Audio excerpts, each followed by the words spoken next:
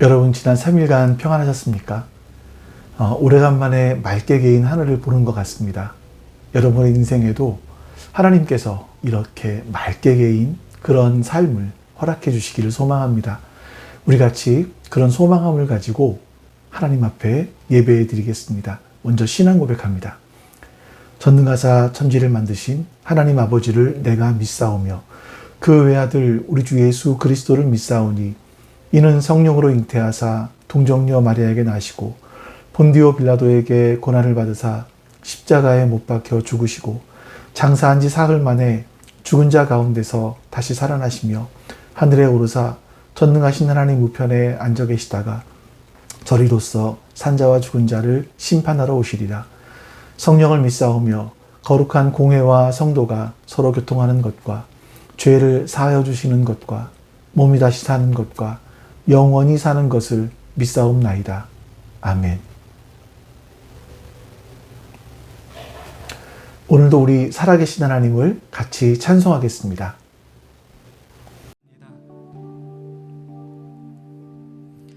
나를 지으신 이가 하나님, 나를 부르신 이가 하나님, 나를 보내신 이도 하나님, 나의 나 된 것은 다 하나님 은혜라. 나의 달려갈 길 다 가도록 나의 마지막 호흡 다하도록 나로 그 십자가 품게 하시니 나의 다 된 것은 다 하나님 은혜라. 한량없는 은혜,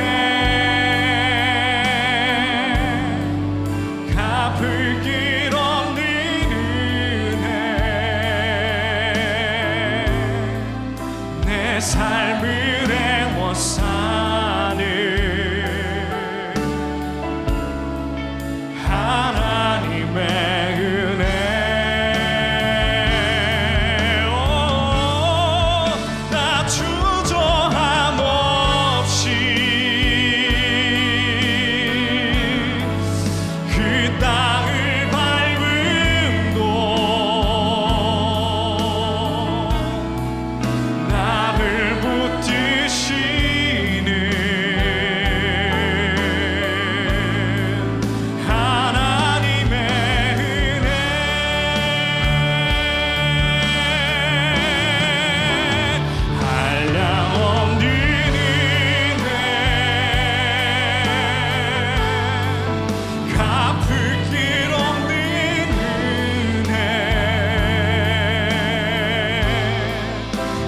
삶을 애워싸는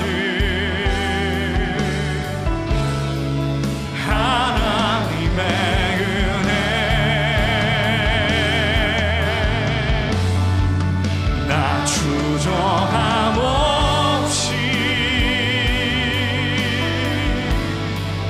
그 땅을 밟음도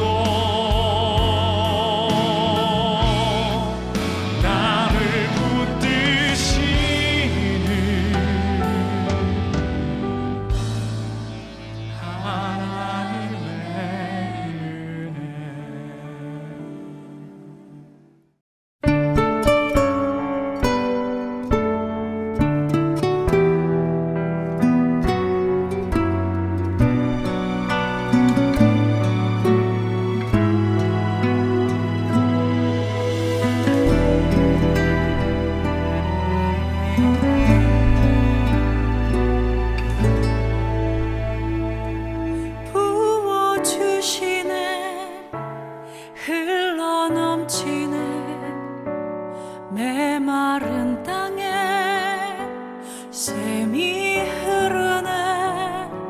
채워주시네. 소생케 된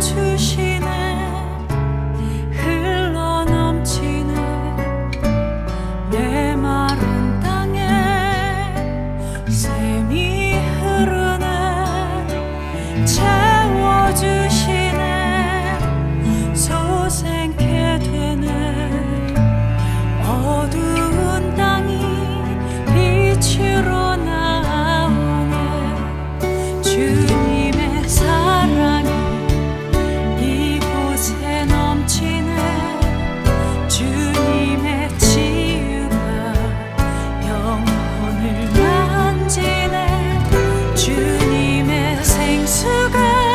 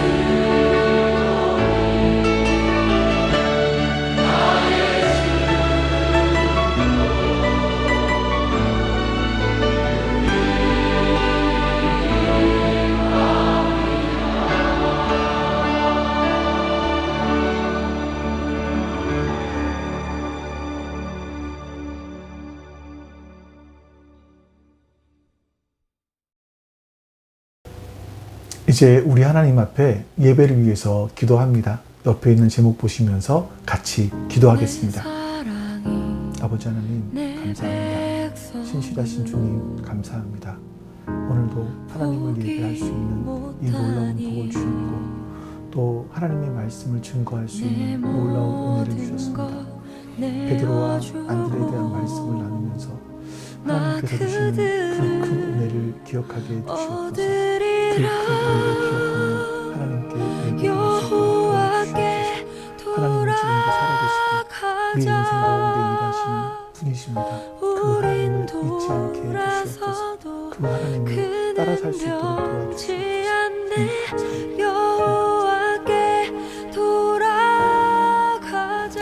아버지 하나님 감사합니다. 오늘도 우리 하나님께서 우리로 하여금 하나님을 예배할 수 있는 이런 마음과 또 시간과 장소를 주셔서 너무나 감사합니다. 하나님께 예배 드릴 때에 성령 하나님께서 우리와 함께 하시사 우리에게 지혜로 그리고 계시로 말씀을 깨닫게 해 주시옵소서. 또한 우리가 하나님의 말씀을 기억하며 우리의 삶에 적용할 수 있는 은혜도 베풀어 주시옵소서. 감사드리며 우리 주 예수 그리스도의 이름으로 기도하옵나이다. 아멘. 여러분 이제 우리 같이 하나님 말씀 보겠습니다. 하나님 말씀은 누가복음 6장 13절에서 16절까지입니다. 누가복음 6장 13절에서 16절입니다. 날이 밝을 때에 예수께서 자기의 제자들을 부르시고 그 가운데서 12를 뽑으셨다. 그는 그들을 사도라고도 부르셨는데 12은 베드로라고도 이름을 주신 시몬과 그의 동생 안드레 그리고 야고보와 요한과 빌립과 바돌로메와 마테와 도마와 알페오의 아들 야고보와 열심당원이라고도 하는 시몬과 야고보의 아들 유다와 배반자가 된 가룟 유다이다.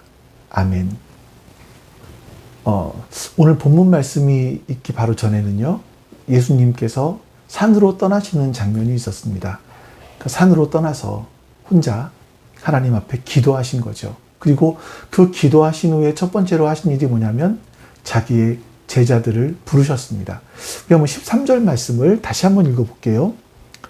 날이 밝을 때에 예수께서 자기의 제자들을 부르시고 그 가운데서 12를 뽑으셨다. 그는 그들을 사도라고도 부르셨는데 아멘. 예수님은 날이 밝자 주님을 따르던 많은 제자들 부르셨습니다. 그리고 그 중에서 12명의 사도를 뽑으신 거죠.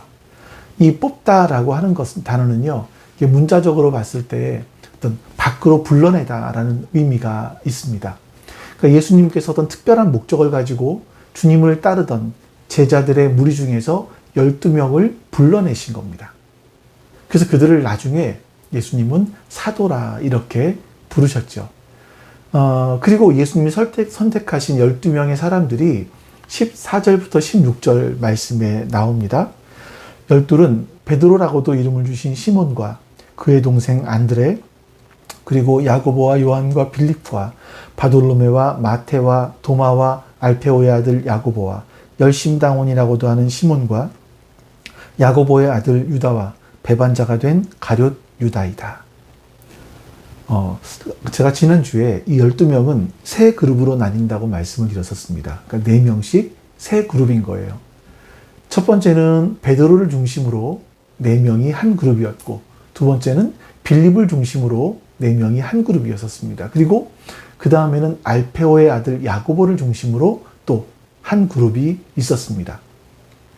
오늘은 그 첫 번째 그룹 중에서 베드로와 안드레 이 둘이 형제였기 때문에 이 둘에 대해서 같이 한번 말씀을 나눠보려고 해요.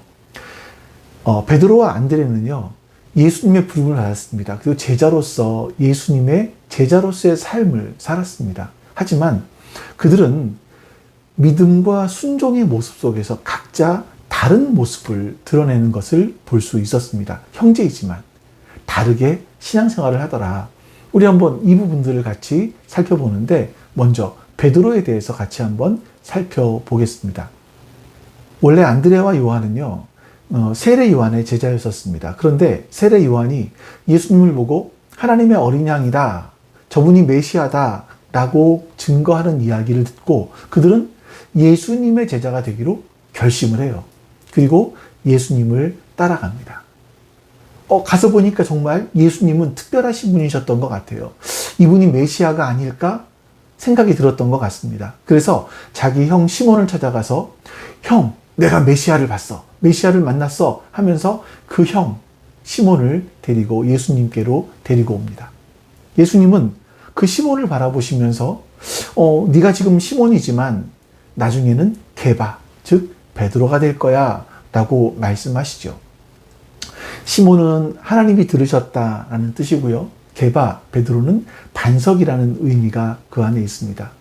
예수님께서는 내가 너를 반석과 같은 사람이라고 불리게 하겠다. 어떤 주님께서 너를 그렇게 만들어 가겠다라고 하는 의지를 표현한 말씀인 겁니다. 이것이 예수님과 베드로와의 첫 만남이었습니다. 하지만 베드로는 예수님이 메시아라는 것을 확신할 수 없었는지 또 그러다 보니까 자신의 인생을 예수님께 맡길 수는 없었겠다라고 생각을 했기 때문인지 그냥 집으로 돌아와서 어부 생활을 계속했습니다. 그 이후로 베드로는요, 예수님에 대한 여러 가지 소문들을 들었어요. 그러다가 예수님이 한 번 더 베드로를 찾아오신 사건이 있었습니다.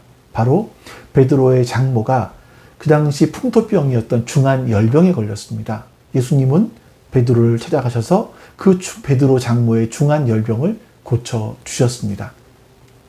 베드로가 이 병이 고쳐지는 사건을 목도하죠.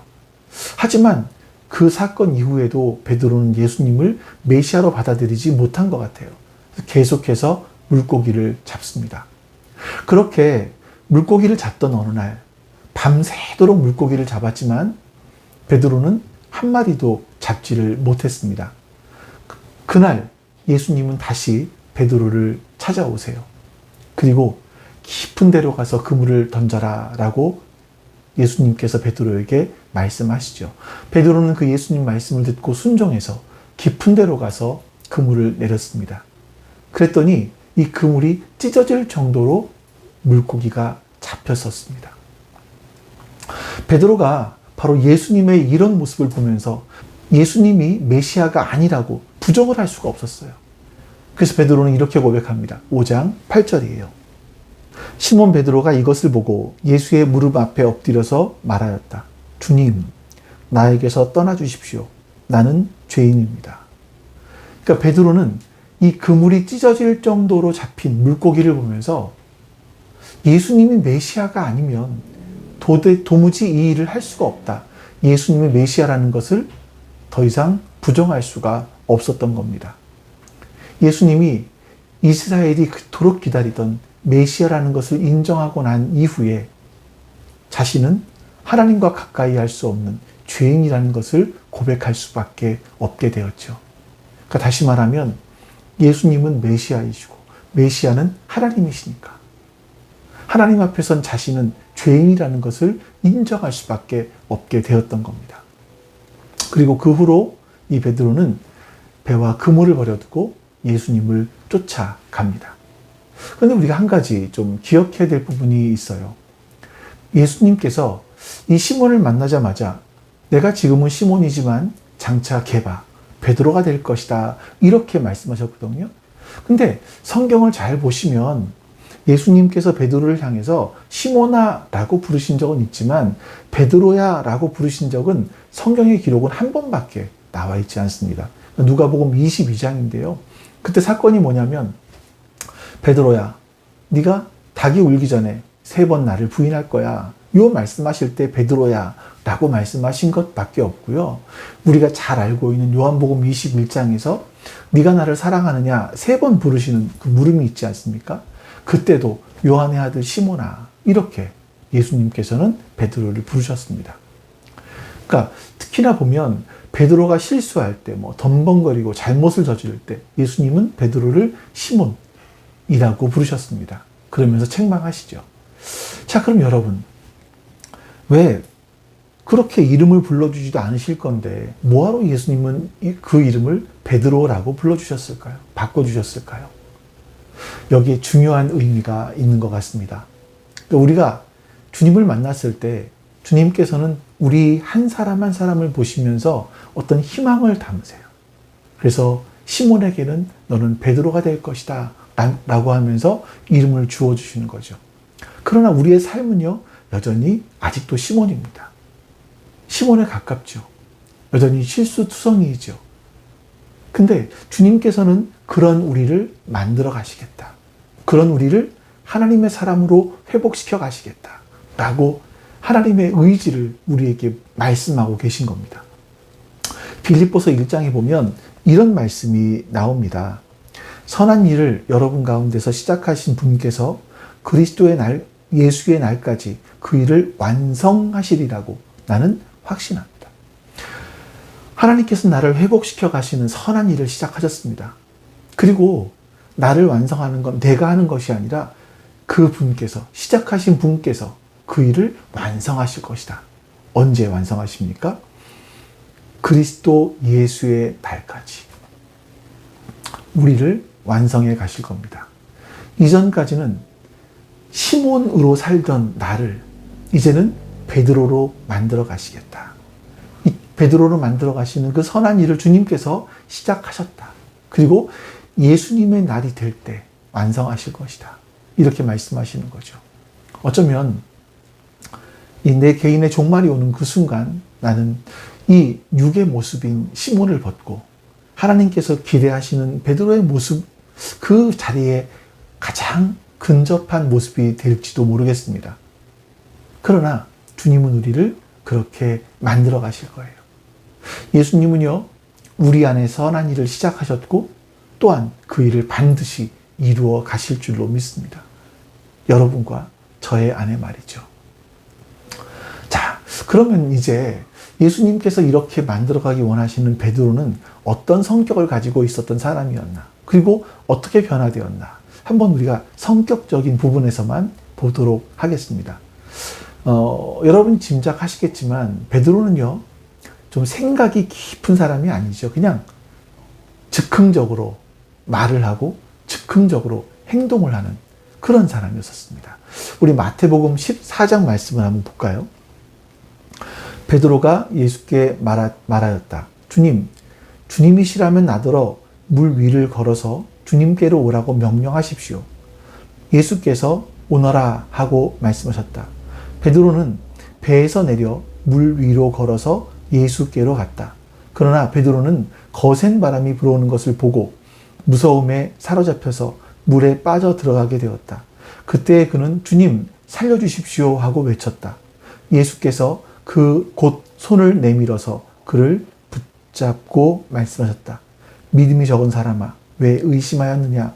그리고 그들이 함께 배에 오르니 바람이 그쳤다. 이 말씀은요, 베드로의 어떤 급한 성격을 우리에게 잘 보여주는 그런 사건이었던 것 같습니다.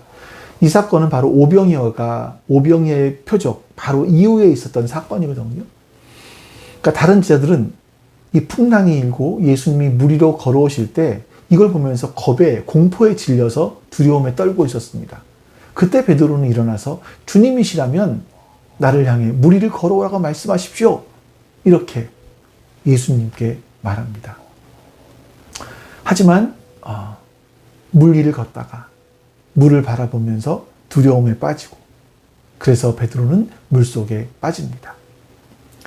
예수님이 베드로를 건져주셨지만 그 일로 인해서 베드로는 책망을 받아요. 믿음이 적은 사람아, 왜 의심하였느냐? 이런 책망을 듣죠. 근데 그보다 먼저 베드로가 경험한 것은 뭐냐면 이렇게 위기 속에 있었을 때, 이렇게 죽을 수 있는 상황 가운데 있었을 때 자신을 건져주시는 예수님의 은혜의 손길을 먼저 경험했다라는 겁니다. 우리도 마찬가지입니다. 주님께서 우리에게 가장 먼저 해주시는 것은요, 책망이 아니에요. 먼저 은혜를 베풀어 주십니다. 그 은혜로 말미암아 우리가 살 수 있는 겁니다. 그 은혜로 말미암아 우리가 이 예배의 자리에 있게 된 거죠. 자, 그리고 또 예수님께서 십자가를 지시고 가셔야 되는 시간이 점점 가까이 옵니다. 그 자신이 그래서 예수님께서 예루살렘으로 올라가셔서 이제 뭐 바리새인들과 서기관, 제사장 이런 사람들과 함께 이런 사람들로부터 고난을 받게 되고 또 죽임을 당할 것이다. 하지만 사흘 만에 다시 부활할 것이다 라는 것을 제자들에게 말씀하셨어요. 베드로가 이 예수님의 말씀을 듣고 있다가 갑자기 이렇게 예수님을 따로 붙들고 이렇게 얘기합니다. 마태복음 16장이에요. 이에 베드로가 예수를 따로 붙들고 주님, 안 됩니다. 절대로 이런 일이 주님께 일어나서는 안 됩니다. 하고 말하면서 예수께 대들었다. 그러나 예수께서는 돌아서서 베드로에게 말씀하셨다. 사탄아, 내 뒤로 물러가라. 너는 나에게 걸림돌이다. 너는 하나님의 일을 생각하지 않고 사람의 일만 생각하는구나. 여러분, 예수님께서 고난을 당하시고 죽음을 당하실 것이다 라고 말씀하시자 베드로는 예수님을 붙잡고 절대로 이런 일이 주님께 일어나면 안 됩니다 라고 예수님께 대들었다. 이렇게 말씀하고 있죠. 이 대들었다라는 뜻은요, 지금 당신이 하는 일은 가치 없는 일이야 하면서 야단을 치는 겁니다. 그래서 베드로가 한 말은요, 이런 거예요. 주님, 지금 정신이 있으신 겁니까? 없으신 겁니까? 아니, 이런 시기에 고난받고 죽겠다니요. 정말 이건 무가치한 일입니다. 라면서 예수님을 야단쳤다라는 거예요. 근데 예수님께서는 베드로를 향해서 사탄아, 내 뒤로 물러가라. 너는 하나님의 일을 생각하지 않고 사람의 일만 생각하는구나. 이렇게 말씀하셨습니다. 때로는 우리도 역시 베드로처럼요, 주님께서 하시려고 하시는 일보다 앞서갈 때가 있어요. 주님께서 하시려고 하시는 일보다 앞서가면 우리는 사람의 일을 먼저 생각하게 됩니다. 사람의 일만 생각하는 거죠. 그때 우리는 바로 이런 사탄의 도구가 될 수 있다는 것을 여러분 잊으시면 안 됩니다. 베드로가 예수님께 이렇게 장담하면서 말한 것은 이번만이 아니었었습니다. 예수님께서 이 3년 동안 함께 했던 제자들과 함께 마지막 6월절 만찬을 하십니다. 그러면서 그 자리에서 너희들이 다 나를 버릴 거다 라고 말씀을 하세요. 그때 베드로는 그런 일은 절대 없을 겁니다 라고 자신 있게 이야기합니다. 이 상황을 사복음서에서 모두 말씀하고 있어요. 근데 베드로는 어떤 상황에서든지 어떤 환경에서든지 나는 예수님 부인하지 않아. 나는 끝까지 예수님을 시인할 거야. 이렇게 생각을 했습니다. 또 자기는 그렇게 할 수 있다고 자신했어요. 하지만 여러분, 우리가 아는 것처럼 베드로는 이 대제사장의 집들에서 몇 시간 만에 한 여종이 당신은 그 예수와 함께 있던 사람이 아닙니까? 라고 했을 때 예수님을 부인하죠. 또 다른 여종 앞에서 부인하고 사람들 앞에서 세 번이나 부인을 합니다. 그 중에 한 번은 예수님을 저주하기도 했었죠. 어떤 상황에서나 환경에서나 예수님을 시인할 수 있다고 고백했던 것은 사실 베드로의 진심이었었습니다. 그는 정말 예수님과 끝까지 함께하고 싶었고요. 예수님을 위해서라면 목숨을 버릴 만큼 각오를 하고 있었습니다. 그래서 예수님께서 겟세마네 동산에서 잡혀가셨을 때 베드로는 자기 품에 있던 칼을 들고 말고의 귀를 자르기도 했었습니다. 하지만 그의 용기는 거기까지였었습니다. 그는 자기 생각대로 자기의 각오를 끝까지 지킬 수 있는 존재가 못 된다라는 것을 알지 못했던 거죠. 그렇게 인간은 나약하다라는 것을 알지 못했던 겁니다. 자, 그런데 이런 베드로가 변하기 시작을 합니다. 예수님께서 부활하신 후에 베드로는요, 갈릴리 호수에서 예수님을 만나죠. 예수님께서 그를 회복시켜 주시고 그는 오순절 성령 강림 이후에 교회를 이끌어가는 그런 중요한 사람이 되었습니다. 사도행전 10장에 이런 사건이 하나 기록되어 베드로 사도가 이 항구 도시인 요바에 가서 이 무두장이 시몬의 집에 유숙할 때 기도하기 위해서 지붕으로 올라갔습니다. 이제 거기서 환상을 하나 보게 돼요. 하늘에서 보자기가 하나 내려오는데 이 보자기에 쌓여있는 것이 뭔가를 봤더니 그것은 유대인들이 먹지 않는 부정한 짐승들이었습니다. 근데 이때 음성이 같이 들리는 거예요. 베드로야, 잡아먹어라. 베드로는 강하게 거부하면서 주여, 절대로 그럴 수 없습니다. 저는 속되고 부정한 것을 한 번도 먹은 적이 없습니다. 이렇게 말을 하죠. 자, 이제 그 몇 번 이후에 하늘로부터 다시 음성이 들립니다. 하나님께서 깨끗하다 하신 것을 속되다고 하지 말아라. 이런 말씀이 들립니다. 그러니까 베드로는요, 이전 같으면 깊이 생각을 하지 않잖아요. 내가 그냥 옳다. 내가 지금까지 알았던 것들, 내가 옳다라고 생각했던 것들 그냥 말하고 행동합니다.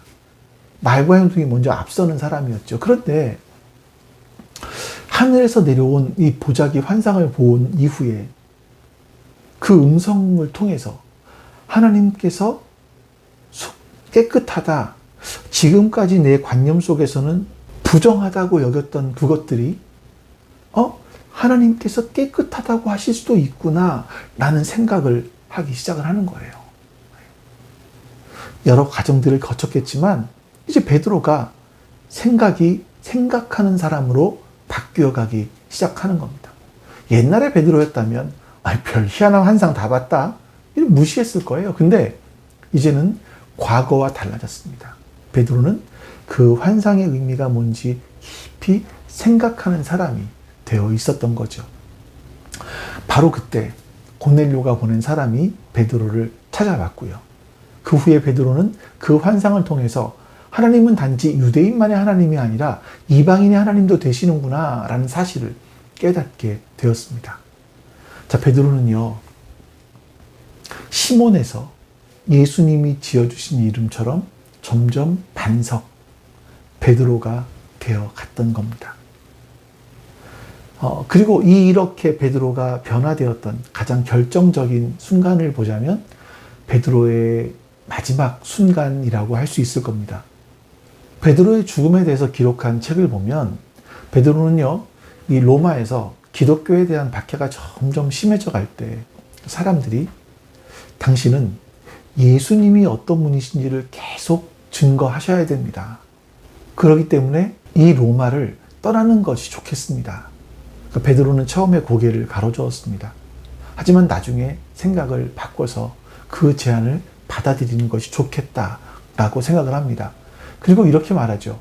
아무도 나를 따라오지 마십시오. 나는 변장하고 혼자서 하겠습니다. 이렇게 말하고 혼자 떠납니다. 자, 그런데 자신은 지금 로마를 떠나고 있는데 저쪽에서 주님께서 로마로 걸어 들어오는 모습이 보이는 거예요. 그래서 묻습니다. 쿼바디스 도미네, 주님 어디로 가십니까? 주님께서 베드로에게 말씀하시죠. 십자가에 못 박히려고 로마로 들어간다. 베드로가 다시 묻습니다. 주님, 아니 다시 십자가에 못 박히려고 하십니까? 주님께서 말씀하셨습니다. 그렇다. 베드로야, 나는 다시 십자가에 못 박히려고 한다. 베드로는 예수님은 자기 대신 지금 십자가를 지기 위해서 로마로 가시는데 자기는 로마로부터 도망가려고 하고 있다는 것을 깨닫게 되었어요. 그리고 로마로 다시 들어가서 순교를 당합니다. 베드로가 십자가에 못 박힐 때 나는 그리스도처럼 못 박힐 가치가 있는 사람이 아니다 하면서 나를 거꾸로 십자가에 못 박아 달라 이런 요청을 하고 베드로는 결국 십자가에 매달리는데 거꾸로 매달려서 순교를 당한 것으로 전해지고 있습니다. 예수님께서 베드로를 만들어 가시는 걸 보면 정말 놀랍지 않습니까? 자기가 말한 것을 지킬 수 없었던 그런 베드로. 마음은 원이지만 그 마음에 원하는 것을 실제로 할 힘이 없었던 사람 베드로. 또한 우리도 역시 똑같지 않습니까? 근데 주님은 베드로를 만들어 가신 것처럼 역시 우리도 만들어 가실 겁니다. 저는 그 주님을 기대합니다. 저는 주님께서 여러분도 만들어 가실 것이라 믿고 또한 기대합니다. 이제 우리 안드레에 대해서 같이 한번 또 살펴보도록 하죠. 베드로는요, 항상 앞서는 인물이죠. 그러니까 뭐가 하면 저요, 제가 먼저 하겠습니다 라고 말했던 사람이 바로 베드로였었습니다. 하지만 안드레는요, 늘 드러나지 않는 사람이에요. 그러나 안드레가 했던 일들은 예수님과 사람들을 연결해주는 어떤 연결고리의 역할을 잘했던 사람인 것 같습니다. 앞에서 말씀드린 것처럼 원래 그 안드레는요, 세례 요한의 제자였었습니다. 근데 세례 요한의 말을 듣고 이 안드레는 요한과 함께 예수님의 제자가 되기로 결심을 하죠. 그래서 이 안드레는 최초의 예수님의 제자가 됩니다. 그래서 이 안드레에게는 초대교회 때 별명이 있었다고 해요. 프로토클레토스, 가장 먼저 부르심을 받은 사람, 뭐 이런 뜻이라고 합니다. 그러니까 사도행전에 보시면 이제 예루살렘 교회의 지도자가 나오죠. 그러니까 지금으로 말하면 담임 목사인데, 좀 시간이 지나면서 초대교회 담임 목사가 베드로가 아니라 예수님의 동생 야고보가 됩니다. 예수님의 육신의 동생은요, 예수님께서 공생애를 보내실 때까지 예수님을 자신의 구주로 고백하지 않았습니다. 받아들이지 않았습니다. 메시아로 받아들이지 않았어요. 예수님께서 부활하신 이후에 예수님을 메시아로 고백하게 되죠. 그러니까 야고보는 예수님을 3년 동안 따르면서 배운 적이 없었지만, 글쎄요, 예수님의 동생이었기 때문일까요? 어쨌든 예루살렘 교회의 최초의 지도자가 되었습니다. 그런데 이상하게 안드레는요, 최초로 예수님 믿은 사람이지만 마태, 마가, 누가복음에는 안드레가 뭘 했다 이런 기록들이 잘 나오지를 않아요. 그냥 다른 제자들과 함께 이름만 기록되어 있을 뿐입니다. 예수님의 수제자라고 불리는 베드로의 동생이 안드레 아닙니까? 그럼에도 불구하고 참 아무것도 기록되어 있지 않다라는 게 좀 신기하기도 해요. 그리고 안드레는요, 예수님의 12제자 중에서 그 베드로, 야고보, 요한과 함께 첫 번째 그룹에 속한다고 말씀드렸지 않습니까? 이 마태복음과 누가복음에는요, 베드로 다음에 안드레가 나와요. 근데 마가복음과 사도행전에 보시면 네 번째로 기록되어 나오는 걸 볼 수 있습니다.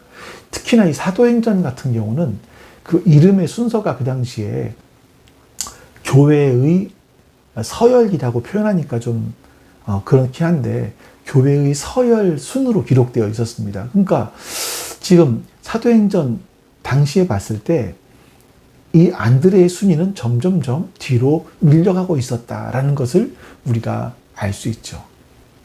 그리고 이 안드레의 이름은요, 마태복음과 누가복음의 두 번째로 나오긴 하지만 그의 이름 앞에는 항상 베드로의 형제, 베드로의 동생, 이런 수식어가 따라붙어 있었다라는 것을 우리는 알고 있습니다. 왜 이랬을까? 여러분, 이렇게 추측해 볼 수 있을 것 같아요. 예수님의 제자의 이름이 기록된 마태, 마가, 누가복음에는요, 누가복음은 예수님께서 부활하신 후에 약 30년 이후부터 기록되었습니다. 그러니까 처음에는 사도들이 대부분 살아 있었습니다. 그래서 예수님이 어떤 분이었는지, 어떤 삶을 살았는지 사도들을 통해서 직접 들을 수가 있었어요. 근데 이 사도들이 교회가 박해를 받기 시작하면서 한 명씩, 두 명씩 순교를 하기 시작을 하는 겁니다. 예수님에 대해서 더 알고 싶어도 점점 들을 수 없는 그런 상황이 오는 거예요. 그 예수님의 복음을 들려줄 사람들이 점점 적어지기 시작을 한 겁니다. 그래서 복음서를 기록해야겠구나. 예수님께서 어떻게 살아가셨고 어떤 말씀을 하셨는지 이것을 기록한 복음서가 필요하겠구나 하면서 마가가 복음서를 처음으로 기록을 하죠. 복음서의 기자가 예수님의 12제자를 기록할 때 먼저 베드로를 쓰고 그 다음에 그의 형제 또는 그의 동생 안드레 이렇게 말하는 것은요, 이 안드레에 대해서 기록할 당시에 사람들이 베드로는 잘 알고 있었는데 안드레가 누군지는 잘 몰랐기 때문이 아닐까라고 추측을 합니다. 복음서 기자가 이렇게 말을 합니다. 예수님께서 오병이어의 기적을 행하셨을 때 빵 5조각과 물고기 2마리를 가지고 있는 아이를 예수님께 데리고 온 사람이 안드레야. 사도 안드레야. 이렇게 말을 합니다. 자, 그러자 사람들이 이렇게 질문하는 거죠. 안드레가 누굴까요? 복음서 기자가 이렇게 말합니다. 안드레는 베드로 사도의 동생입니다. 아니, 안드레 사도가 베드로 사도의 동생이에요? 정말이에요? 이렇기 때문은 아니었을까 하는 생각이 들어요. 그러니까 안드레는 예수님의 네 제자들 그룹 중에 첫 번째에 속했지만 예수님께서 회당장 야이로의 딸을 살리실 때 베드로와 야고보, 요한을 데리고 가셨지만 그 자리에 안드레는 없었습니다. 또 예수님께서 산 위에 올라가셔서 모세와 엘리야와 대화를 나누실 때에도 이 세 사람은 함께 있었지만 안드레는 그 자리에 없었습니다. 그런데 안드레가 내가 첫 번째 그룹에 속한 사람인데 나를 빼놓으셔? 이렇게 화를 내거나 시기하는 그런 사람은 아니었던 것 같습니다. 그는 마치 바나바와 같은 사람이었던 것 같아요. 정말 온유한 사람. 왜 그렇게 말씀을 드릴 수 있냐면 안드레에 대한 기록이 요한복음에 3번 나옵니다. 그러니까 첫 번째, 베드로를 예수님께 인도한 사람 안드레.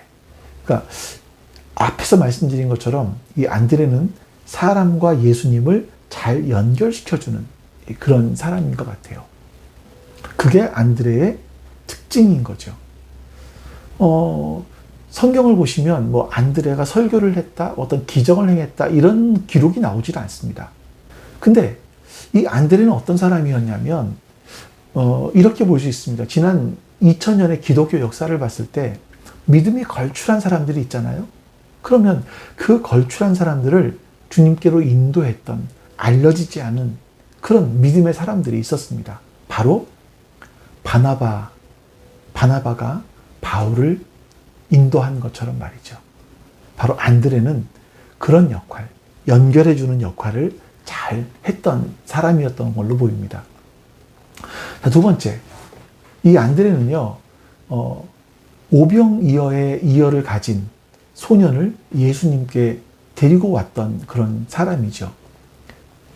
예수님께서 제자 중에 하나였던 빌립에게 그 사람의 마음을 떠보기 위해서 이런 말씀하십니다. 어떻게 하면 이 많은 사람들을 먹일 수 있겠느냐라고 말씀하십니다. 그러니까 빌립은 똑똑한 사람이거든요. 군중을 한번 싹 훑어보더니 한 명당 얼마 딱 계산해서 200데나리온은 필요하겠는데요. 이렇게 아주 계산을 잘하는 사람이었습니다. 하지만 계산적인 사람이다 보니까 계산으로 답이 안 나올 때 포기도 빠른 거죠. 아니 그렇게 큰 돈을 어디서 구할 수 있겠습니까?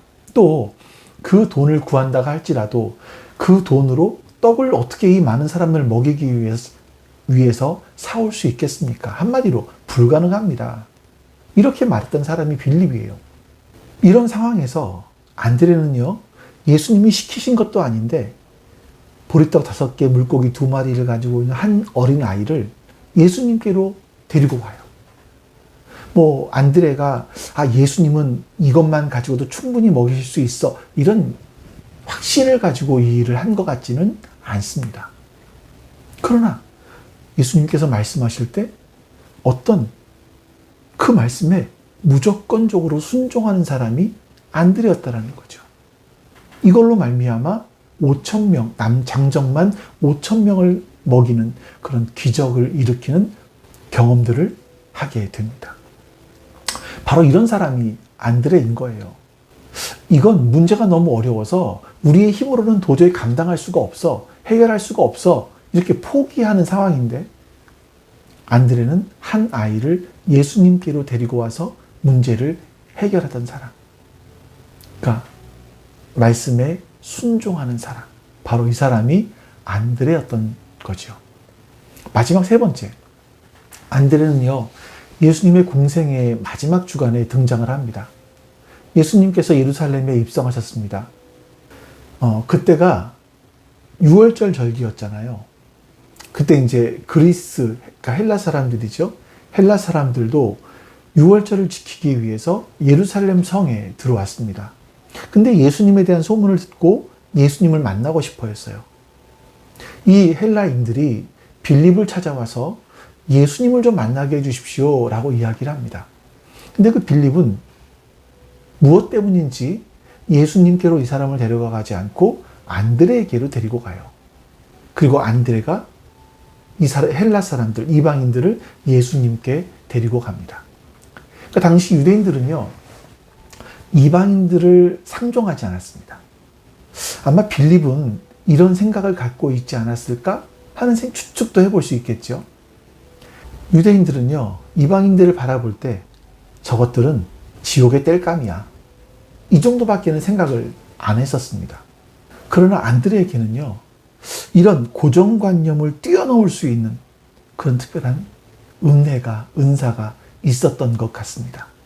그래서 안드레는 이 이방인들을 예수님께로 데리고 갔죠. 이런 삶을 살았던 사람이다 보니 그의 인생의 마지막도 좀 특별했습니다. 옛날 흑해 또 카스피 여기 사이에 있는 나라인 스키타이에서 복음을 전해요. 지금의 그리스 아가야에서 순교를 한 것으로 전해집니다. 안드레 역시 십자가에서 죽었는데요. 이 아가야의 통치자가 이 안드레를 좀 더 고통스럽게 죽이기 위해서 못을 박지 않고 십자가에 거꾸로 매달아서 굶주림과 갈증, 일사병 등으로 죽게 했다고 전해집니다. 안드레가 십자가에 달리기 전에 자신은 주님이 지신 십자가와 똑같은 십자가에 매달릴 수 없다 라고 하면서 자신은 다른 형태의 십자가에 매달리게 해달라, 이런 요청을 합니다. 그래서 X자형의 십자가에서 순교를 했다고 전해집니다. 이렇게 X자형의 십자가를 가리켜서 안드레 십자가라 이렇게 나중에는 부르게 되었습니다. 여러분, 한 어머니 밑에서 태어난 형제입니다만 두 형제도 이렇게 다르게 사역을 합니다. 그러니 여러분, 우리들은 또 얼마나 다른 존재들입니까? 어떤 사람은 베드로처럼 부름받았을 수 있고요. 어떤 사람은 안드레처럼 부름받았을 수 있습니다. 무엇이 더 우월하냐? 그런 건 없습니다. 왜냐하면 주님께서 우리에게 각자 다른 달란트를 맡겨주셨기 때문이에요. 맡은 자에게 구하는 것은 충성일 뿐입니다. 나중에 우리에게 물으실 것은 내가 맡은 달란트에 충성했느냐를 물으시는 거지 얼마를 남겼느냐, 얼마나 더 이익을 뒀느냐라는 것은 아니라는 겁니다. 주님은 우리에게 우리가 얼마나 순종했는지, 누가 하나님의 부르심에 합당하게 살았는지 이것만 물으실 것입니다. 여러분과 제가 이 시대의 베드로가 되고 안드레가 되기를 소망합니다.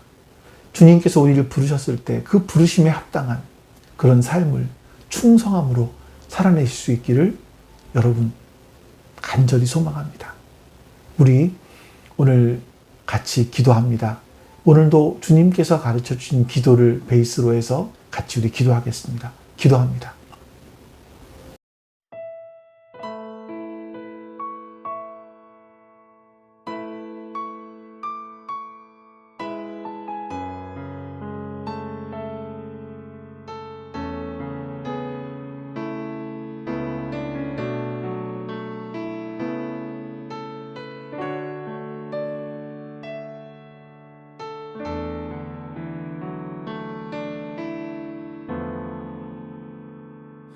나의 백성이 다 겸비하여 내게 기도하며 나의 얼굴을 구하여서 그 악한 길 떠나며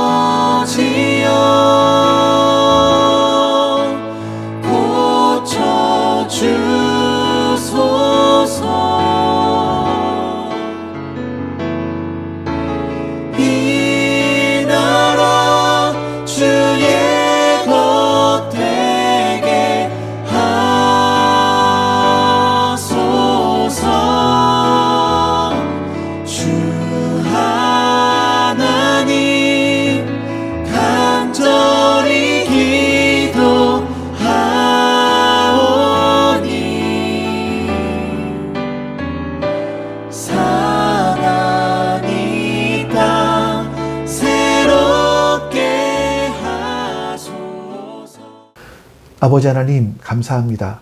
오늘도 우리에게 이 큰 은혜를 주셔서 하나님을 아바 아버지라 부르며 하나님을 내 입술로 노래하고 하나님께 내 입술로 기도하고 내 마음으로 기도하게 해주셔서 너무나 감사합니다. 나 같은 자에게 하나님의 말씀을 전하기도 하고 말씀을 듣고 깨닫고 아멘 할 수 있는 이런 은혜를 주셔서 감사합니다. 하나님 잊지 않게 해주시옵소서. 그리고 이 말씀대로 살게 해주시옵소서. 힘을 주시옵소서.